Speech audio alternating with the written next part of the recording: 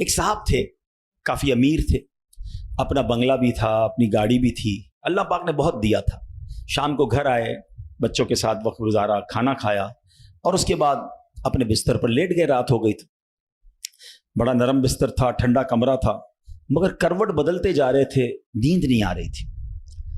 اب نیند بھی اللہ پاک کی نعمت ہے، جس کو آ جائے لوگ اس کی بھی قدر نہیں کرتے، پوچھو اس سے جس کو نیند نہیں آتی۔ اب کافی دیر تک کروٹ بدلنے لگا کہ پتہ نہیں کیوں نیند نہیں آ رہی، چلو آج تھوڑی سی فریش ایئر لیتا ہوں، شاید نیند آ جائے۔ گھر سے باہر نکلے، گاڑی سٹارٹ کی اور آگے چلتے رہے اور گھومنے لگے گلیوں میں۔ اچانک ایک مسجد نظر آئی اور مسجد کا دروازہ کھلا نظر آیا۔ کہ چلو یار ایسے ہی گھوم رہا ہوں، ذرا مسجد کے اندر چلا جاتا ہوں، وضو کر کے کچھ 2 رکعت نفل پڑھ لیتا ہوں۔ مسجد کے باہر گاڑی پارک کی، وضو کیا، مسجد کے اندر داخل ہوئے تو جیسے ہی مسجد کے اندر گئے پوری مسجد خالی، مگر ہلکی ہلکی کہیں سے رونے کی آواز آ رہی۔ رات کو اس وقت کون ہے مسجد میں اور کیوں رو رہا ہے؟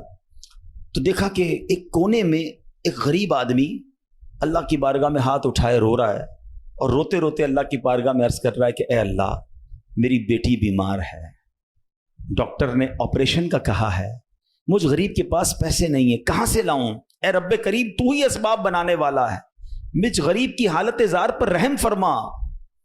اس امیر شخص کو سمجھ آ گیا مجھے نیند کیوں نہیں آ رہی تھی، مجھے کہیں بھیجا گیا ہے، میں ڈھونڈتے ڈھونڈتے اسی کے لیے آیا ہوں۔ اللہ اکبر۔ وہ غریب کے پاس گیا، جیب میں جتنی رقم تھی نکال کر اس کو پیش کر دی کہ بھائی یہ لے لو اور میرا یہ کارڈ بھی رکھ لو، کبھی بھی ضرورت پڑے تو مجھ سے بات کر لینا۔ اس غریب شخص بھی کیسا خوددار تھا، اس نے کارڈ واپس دیا کہ مجھے ایڈریس کی ضرورت نہیں ہے، میرے پاس ایک ایڈریس موجود ہے۔ تو کون سا ایڈریس موجود ہے؟ بولو یہ ایڈریس ہے نا، اللہ کی بارگاہ میں آیا، اس نے تمہیں بھیج دیا، جب دوبارہ ضرورت پڑے گی تو بھی اسی کی بارگاہ میں آ جاؤں گا۔ سارے دروازے بند ہو جائیں، میرے کریم کا دروازہ کھلا ہوتا ہے۔ ہمارا پرابلم ہے ہم جاتے ہی نہیں اس کے پاس۔ اچھا اپنا ایک چھوٹا سا ٹیسٹ لے لو نا، تاکہ اندازہ ہو جائے گا آپ کو۔ کبھی بھی آپ کو بیماری ہو، پیٹ میں درد ہو، سر میں درد ہو، پاؤں میں درد ہو، چوٹ لگ جائے، پہلے کون یاد آتا ہے؟ ڈاکٹر۔ ڈاکٹر کے پاس چلو، یار بڑا درد ہے، کسی کو معلوم کرو کیسے علاج ہوگا، دوائی۔ میں نہیں کہتا ڈاکٹر کے پاس نہیں جانا چاہیے، لیکن پہلے ہمیں اللہ یاد آنا چاہیے۔ اے اللہ تو شفا دینے والا ہے، کرم کر دے مالک۔ کاروبار میں نقصان ہوا، فیملی میں پرابلم ہوا، واٹ ایور پرابلم، سب سے پہلے ہمیں دنیا والے، سورس ہیں، وکیل، پولیس، یہ یاد آتے ہیں۔